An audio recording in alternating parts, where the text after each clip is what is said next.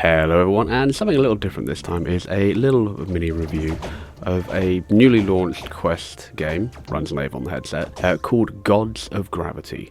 As you can see from the images and everything going on at the moment, it is a real-time strategy set in space. The game itself is described as an arcade-style real-time strategy. It's up to 8 players, but it does have a solo campaign as well, which is quite comprehensive, where you have these cute little planets. You start off with one yourself, command a little fleet round of ships, take over planets, gather resources, and launch them at each other and conquer rival planets and blow up each other's ships, all as these little floaty sort of gods, they're calling them, which is you or the AI, with unique power-ups and special abilities.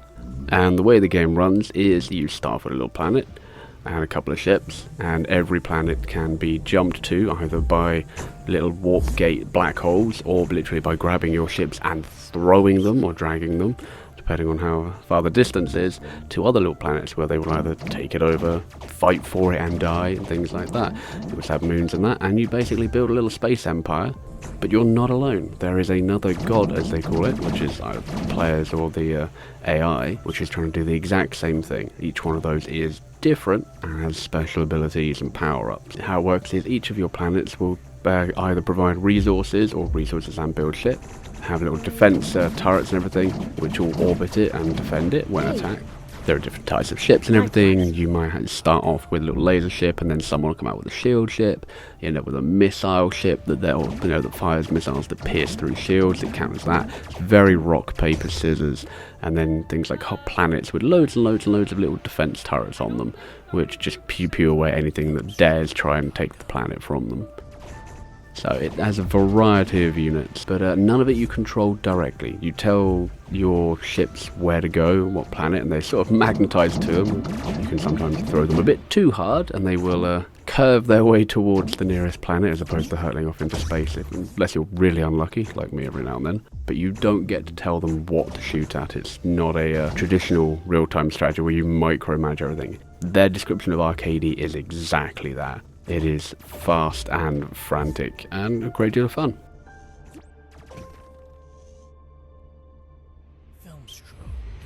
As stated, it has a full single-player campaign, which leads you straight on from the tutorial, and it starts off small and gets bigger and bigger, introducing new mechanics, much like any good campaign, from your basic little ships to then sort of countermeasures and countermeasures for those countermeasures, and then special abilities.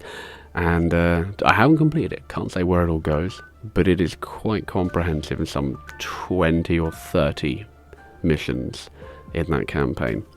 The alternative is multiplayer, which ranges, and I consider it quite a nice feature, from online with bots or people, or a mixture, in different sort of ranks and styles. So you have these sort of beginners, intermediate and advanced, and you literally get to go into the multiplayer lobbies. You get to pick what you think your skill level is. To say I had to go in as a beginner was an understatement, but there are then challenges as a side thing where you can complete challenges, sort of, create X number of this, blow up number of that, capture X number of, to unlock cosmetics and different gods. The gods themselves all have different power-ups and abilities, so production, defense, attack, things like that. The ultimate sort of apex of the multiplayer selection is tournaments and what looks to be sort of timed events. Another quite interesting fact about the multiplayer is it's not like a lot of games. It has a live drop-in, drop-out where you can take over from bots. I regularly, in my attempts to join a multiplayer match, would join in with an existing match with, say, 5 out of 8 factions being real people with the rest being bots. The game may have been going for a good 10 minutes before I joined, and you just drop in and take over an AI, and then if you drop out, the AI takes back over. So not necessarily conducive to having a good first experience, I will say. That's probably one of my main gripes. But other than that, it's a very nice feature that you're not waiting around for a lobby of 8 people to get together, especially with the way multiplayer games tend to be on VR. Although this being standalone on the Quest 2, it does at least have that going for it, so that does help, and it certainly had a thriving player base with matches and no trouble within this first week. let's hope they can keep that up. It can be seated, standing, and room scale if you have a room big enough to run around, depending on the size of the map. I played seated, and it's got teleport functionality in there, as well as skiing style, grab your arms and sort of drag yourself across the map. None of it presented me with any problems at all getting around the maps. If you couldn't tell already, it invokes things like, say, Space Invaders, Tron, and it's a very, very clean-cut art style. Odd sort of graphics, explosions, things like that here and there. Some very nice sort of nebula background. It's vibrant, it's clear, thankfully, because the games can get pretty hectic. So it's a very clear and concise art style. Performance and stability-wise, the game ran absolutely beautifully for me. The only issues I had were crashes and freezes after trying to join a multiplayer match, and realistically I think that was more of a sort of lobby freeze kick out thing as opposed to the actual game itself having crashes or hang-ups or issues or stuttering or anything. There was none of that going on. So stability wise, for the couple of evenings that I put into it, it runs absolutely beautifully. Community wise, it's a little early to say how it's going to be, whether it's going to last. For my games, there was a definite sort of skew towards the younger audience with this. And I did feel like I was the oldest one in the room a lot of the time. But otherwise, it was very tame, very calm, and sort of welcoming. And I even had my first proper one-on-one multiplayer match with a kid from the US somewhere. That was we made some jokes up, and we had a good old laugh in between insulting each other's fleets, and it was all very cordial. Let's say we weren't the most competitive players. It was very civilized.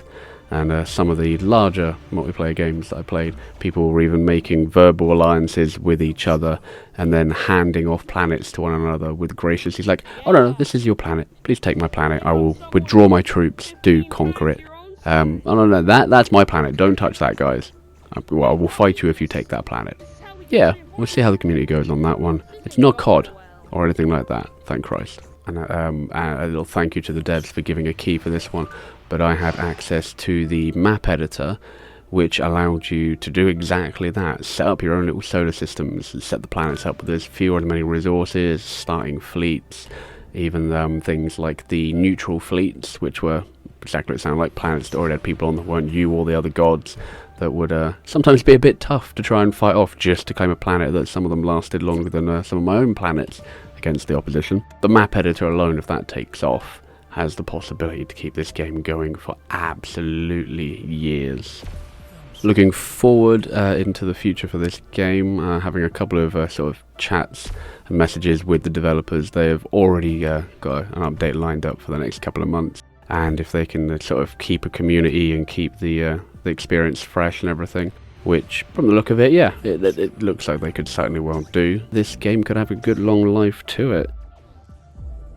And the last wonderful fact is the base game is free. There are in-app purchases available from the store page. I didn't necessarily go down that route. I imagine you can grind for cosmetics, so maybe a battle pass, maybe some DLC, maybe some other extra cosmetics on top of what you can earn in-game. But provided the devs don't overdo it, the game is free off the Oculus store. Link in the description down below on that one. So if you like strategy, and I get, say, sort of Homeworld, sort of a cut down version of like Jupiter Incident and all those sort of planet to planet space RTSs, as opposed to the sort of freeform flying fleets into each other in empty space style RTSs, then this could well be one for you. And it being free, you haven't really got much of an excuse to not give it a go. If you don't like other people, you can set up against bots and you can play the campaign. And that's it, really. Big thumbs up from me. Full on recommendation. You can't go wrong, so go check it out. That is Gods of Gravity. And again, thank you for the devs for giving me the key and the conversations that we've had. I hope to have a few more games of this every week going forward. Bye bye for now.